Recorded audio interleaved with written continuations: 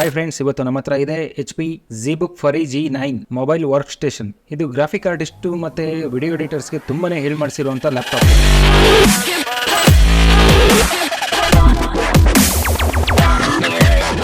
ನೋಡ್ತಾ ಇರಲ್ಲ friends, laptop ಹೇಗಿದೆ ಅಂತ. ಇದರ ಬಾಡಿ ಬಗ್ಗೆ ಹೇಳೋದಾದ್ರೆ ಕಂಪ್ಲೀಟ್ ಆಗಿ ಮೆಟಲ್ ಬಾಡಿ ಇರುತ್ತೆ, ಗ್ಲಾಸಿ ಫಿನಿಶ್ ಇದೆ, ನೋಡೋಕ್ಕೆ ತುಂಬಾನೇ ಚೆನ್ನಾಗಿದೆ. ಹಾಗೆ ಮೇಲೆ Z ಲೋಗೋ ಕೊಟ್ಟಿರೋದು ಗ್ಲಾಸಿ ಫಿನಿಶ್ ಕೊಟ್ಟಿದ್ದಾರೆ, ಹಾಗೆ ಕ್ಲಾಸಿಯಾಗಿ ಕೂಡ ಇದೆ.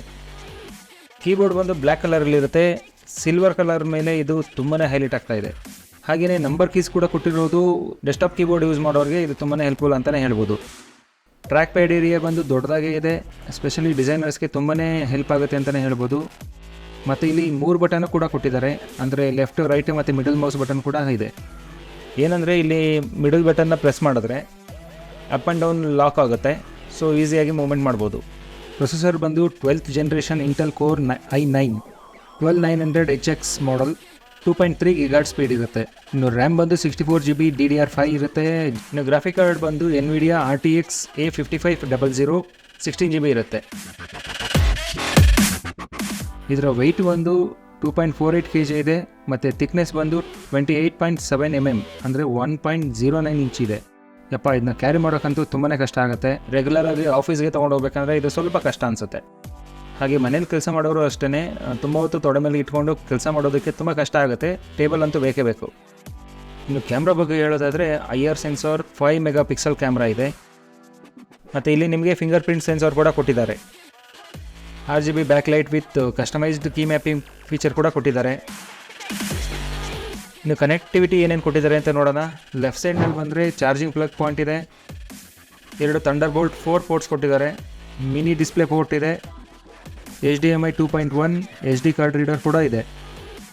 ಇನ್ನು ಬಲಗಡೆ ನೋಡೋದಾದರೆ ಸೆಕ್ಯೂರಿಟಿ ಲಾಕ್ ಸ್ಲಾಟ್ ಇದೆ, ಲ್ಯಾನ್ ಕನೆಕ್ಟರ್ ಕೂಡ ಇರೋದು ಒಂದು ಒಳ್ಳೆಯ ವಿಷಯ ಅಂತಲೇ ಹೇಳ್ಬೋದು. 2 USB ಪೋರ್ಟ್ ಕೊಟ್ಟಿದ್ದಾರೆ, ಟೈಪ್ A 3.2 ಜನರೇಷನ್ 1 ಇದು. ಆಡಿಯೋ ಜಾಕ್ ಇದೆ, ಮತ್ತು ಸ್ಮಾರ್ಟ್ ಕಾರ್ಡ್ ರೀಡರ್ ಕೂಡ ಇದೆ, ಇದು ಒಂದು ಆಪ್ಷನಲ್ ಅಂತಲೇ ಹೇಳ್ಬೋದು. ಈಗ ಡಿಸ್ಪ್ಲೇ ನೋಡೋಣ. 16 inch full HD IPS OLED display ಇದೆ. ಬ್ರೈಟ್ನೆಸ್ ಬಂದು 429 ನಿಟ್ಸ್, ಕಾಂಟ್ರಾಸ್ಟ್ ಬಂದು 1400:1 ಇರೋದು.